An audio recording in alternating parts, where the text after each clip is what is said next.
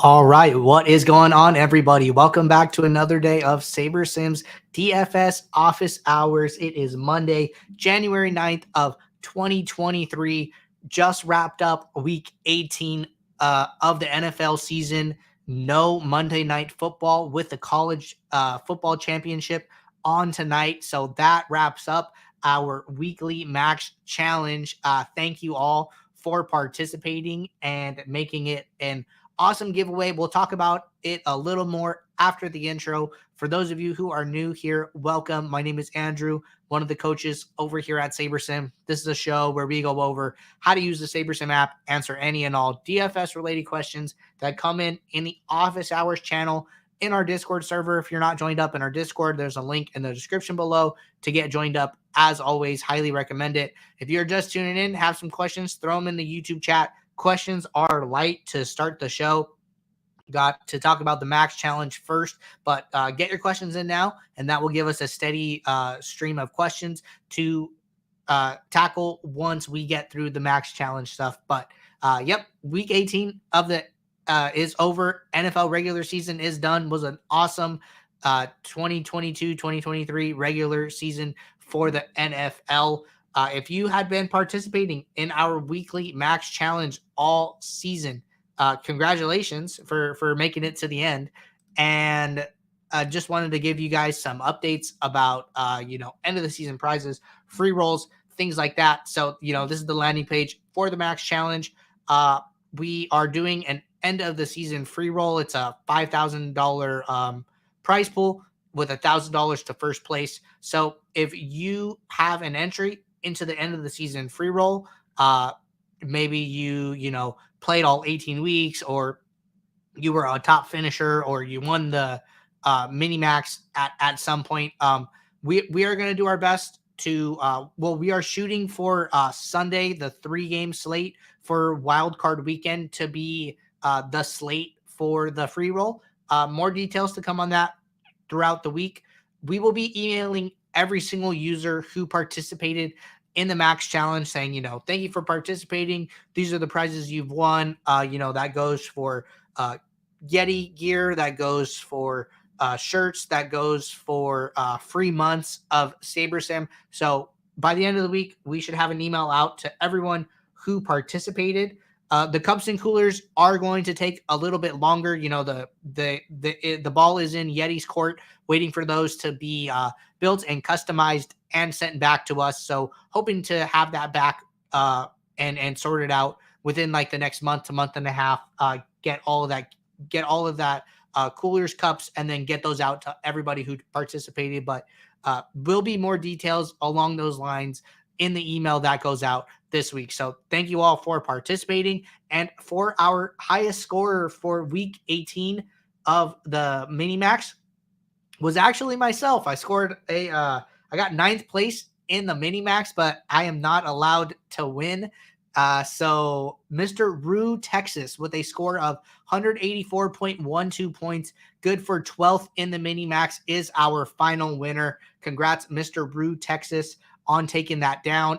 Team will reach out to you and let you know that you won. And as far there will be no spin. There is no week 19 NFL mini max. So no spin for free tickets to next week's mini max. That concludes it.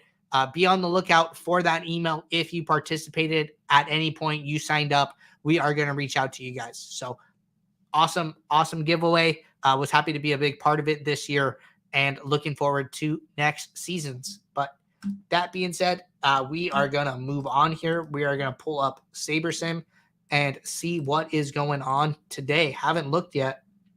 So, all right, that was NFL. What we got for NBA tonight? We got a 6-game NBA slate. Hop over to hockey.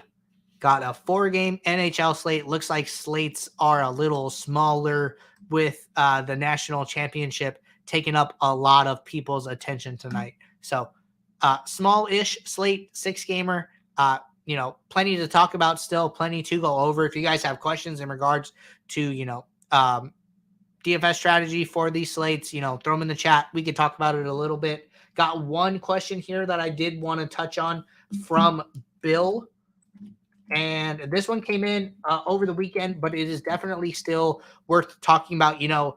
Basically from here on out, NFL, going to be small slates, 5 gamers, 3 gamers, 2 gamers, showdowns, things like that. Still like a lot of NFL DFS to play over the next month, right? I'm pretty sure Super Bowl is February 12th, if I'm not mistaken. So, lot of NFL strategy to talk about. So let's get into this question. Is there a way to curate your player options in the flex spot for NFL so that only pick from these players in the flex? So this is a good question.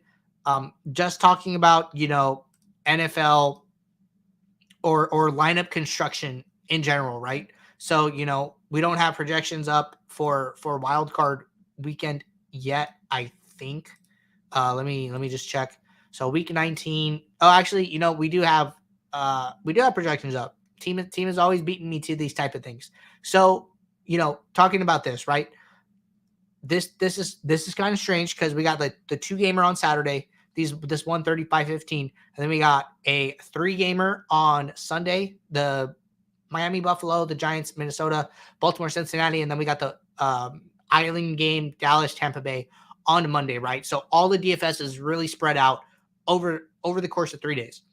When you are building your lineups, first and foremost, what we are going to do is if you have a player from this Dallas Tampa Bay game, that player is going to go into your flex spot. If all the other players are from earlier slots, right? So we're going to use the player that plays last in your flex as a default, right?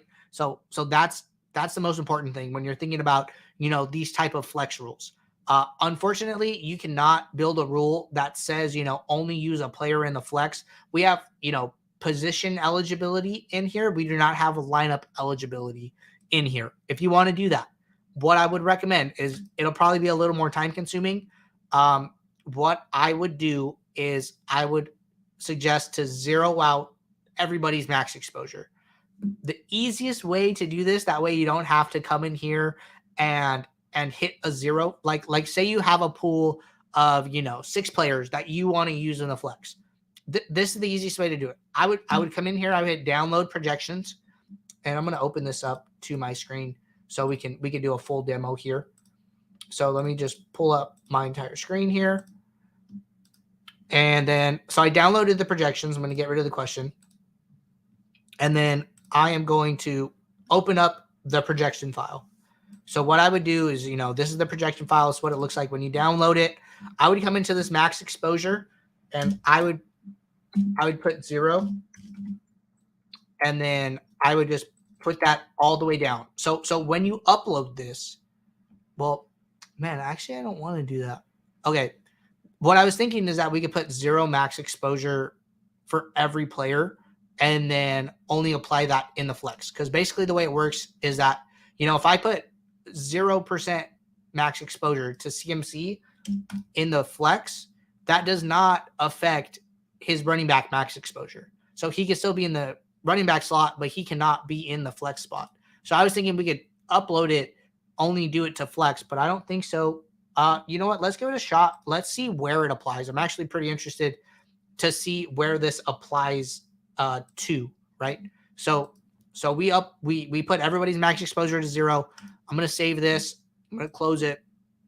I'm going to come over here to upload. I'm going to upload a CSV. And then we should have our max exposure of 0 here. And then what happens if I hit save? So it goes in the all column. So unfortunately, that's not going to work for us.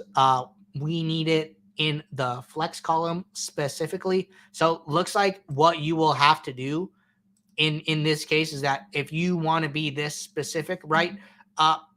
Honestly, I think the easiest thing to do rather than do anything in the home screen is probably to just do it in the post build. So, you come in here, I'm going to build a lot of lineups just to do this. Maybe we have a group of, 5-ish players that we are comfortable using in the flex for, whatever reason that may be.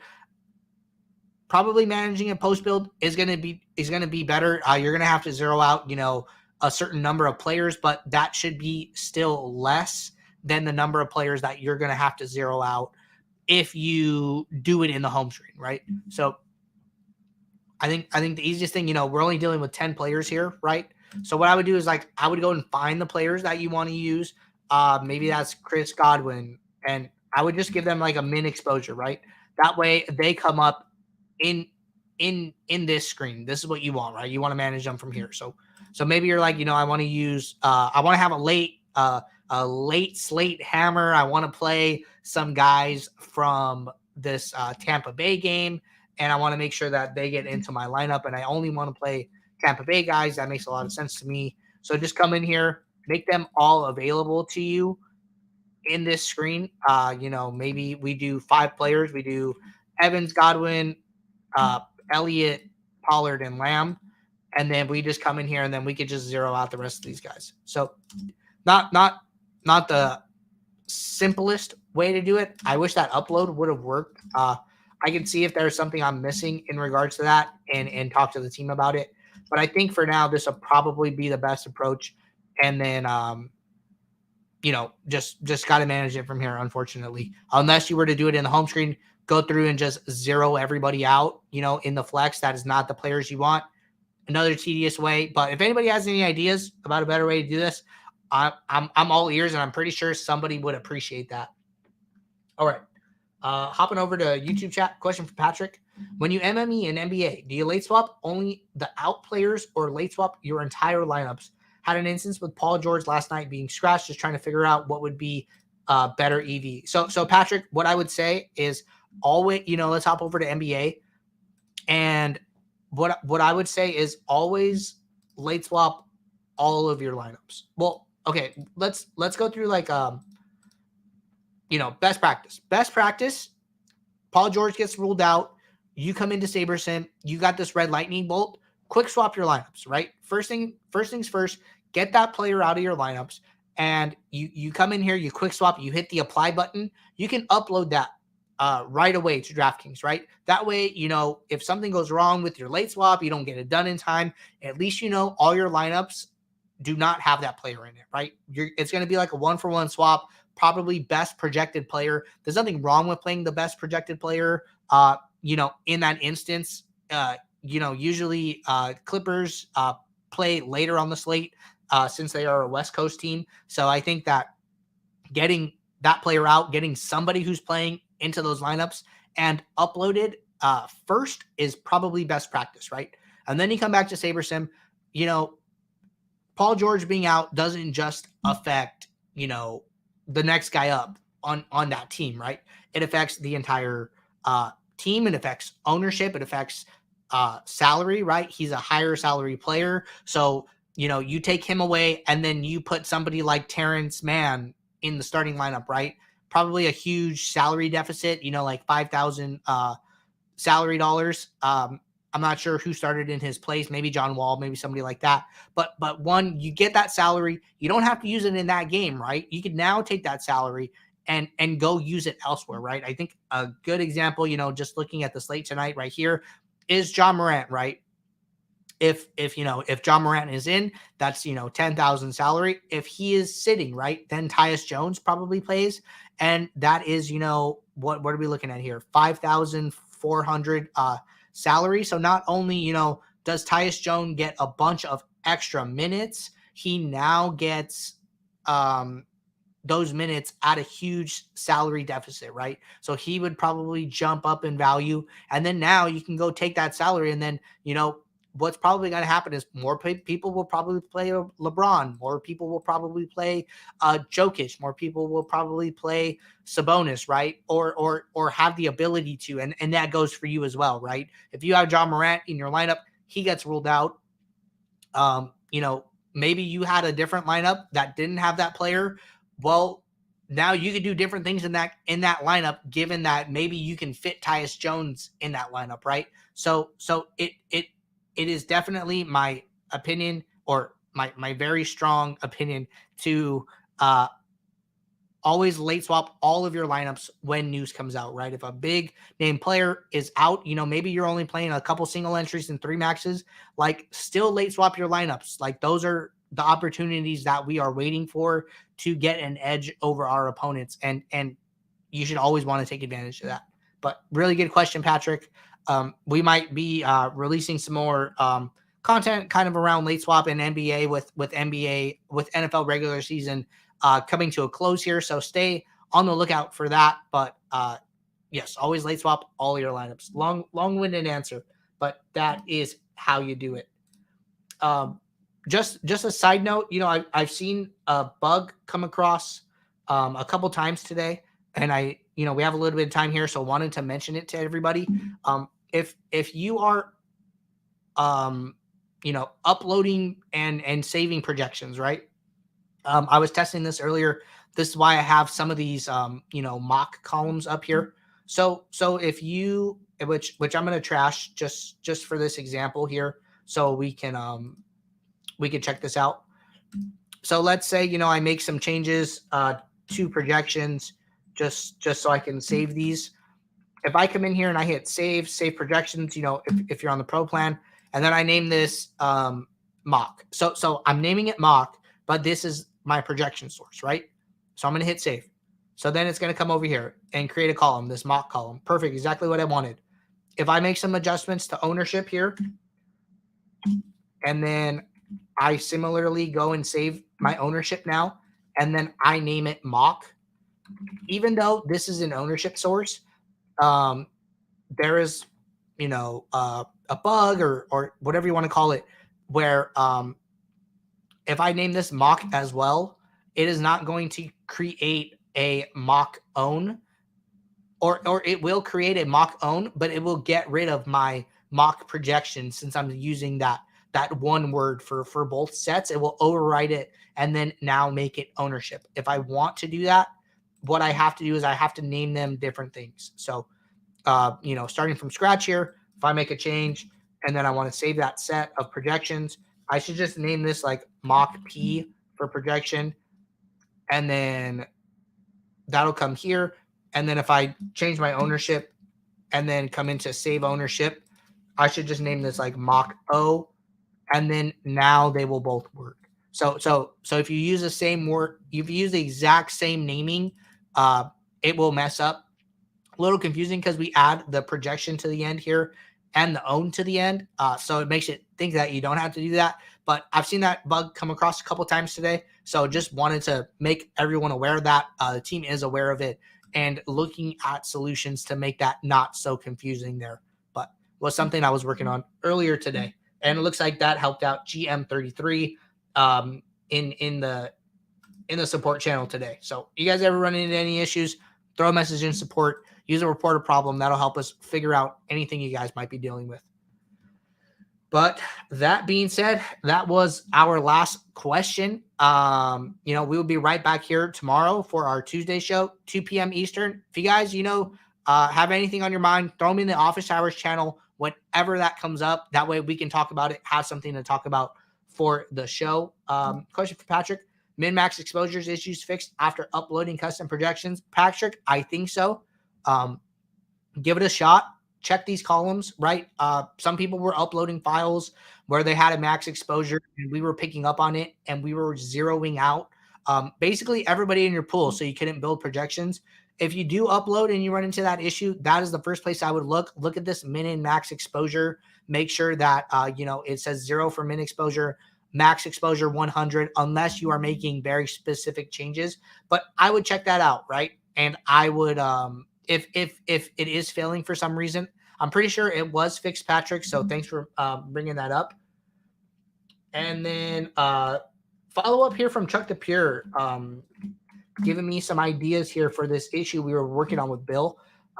Said you could sort by position after downloading the player projections and set max exposure to 0 for flex. All right. So, you know what? We got some time. So let's give this a shot.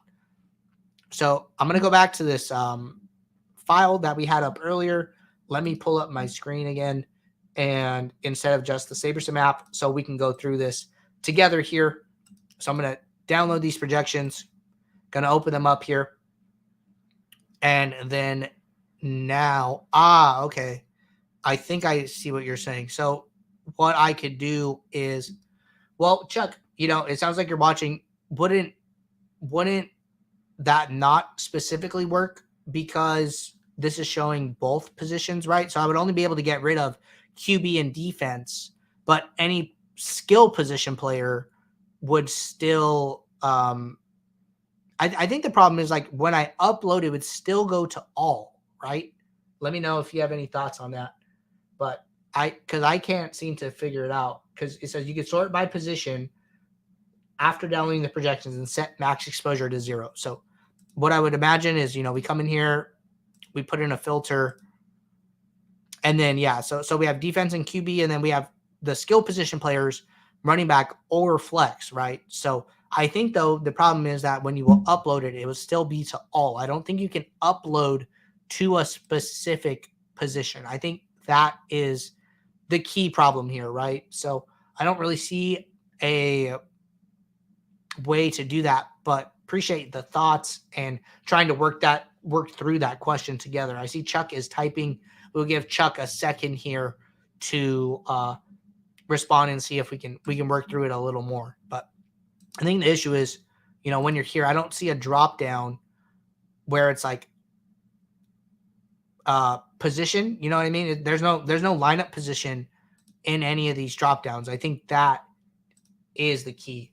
So yeah, Chuck responded. Chuck is on the same page as me. I'm going to look into that. I'm going to see if there's a way we can do it. Maybe you can add a position column in here, but I'm not 100% sure. So appreciate you jumping in, Chuck, trying to help me figure that one out, but it is still a mystery at the moment. But anyways, everybody, that'll be our show for today. If you guys have questions, you guys tune in and show's over. Throw them in the office hours channel. Get us a queue of questions going for tomorrow. We will be right back for our 2 p.m. Eastern Tuesday show. And until then, I will see you guys. Take care.